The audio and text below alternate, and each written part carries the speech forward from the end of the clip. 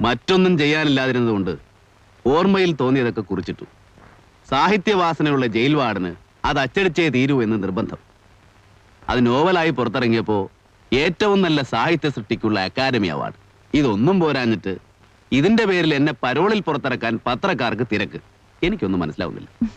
പത്രക്കാർക്ക് മാത്രമല്ല sir, Ben എന്ന എഴുത്തുകാരനെ ഇഷ്ടപ്പെടുന്ന ഒരുപാട് പേരുണ്ട് ഈ നാട്ടിൽ. സത്യത്തിൽ കഴിഞ്ഞ കുറെ വർഷങ്ങൾക്കിടയ്ക്ക് സാറിന്റെ നോവൽ പോലെ ഹൃദയസ്പർശിയായ ഒരു പുസ്തകവും പുറത്തിറങ്ങിയിട്ടില്ല. വായനക്കാരിൽ അത്രയേറെ സ്വാധീനമുണ്ടാക്കിയ എഴുത്തുകാരനെ നേരിട്ട് കാണാനും സംസാരിക്കാനും ആഗ്രഹിക്കുന്നത് ഒരു തെറ്റാണോ? അല്ല. പേരെന്താന്ന് പറഞ്ഞ? മാനസ. മാനസ കരുതുന്നത് പോലെ ഞാൻ അത്ര വലിയ മഹാനൊന്നുമല്ല. എന്റേത് മഹത്തായ ഒരു കലാസൃഷ്ടിയുമല്ല. ക്ഷമിക്കണം, അത് തീരുമാനിക്കുന്നത് വായനക്കാരല്ലേ. ബെന്നിന്റെ അടുത്ത പുസ്തകം ഏതാണെന്നറിയാൻ എത്ര പേരാണെന്നോ കാത്തിരിക്കുന്നത്. കുട്ടി, ഇനിയൊരു പുസ്തകം പോയിട്ട് ഒരു വരി എഴുതാൻ എനിക്ക് കഴിയില്ല.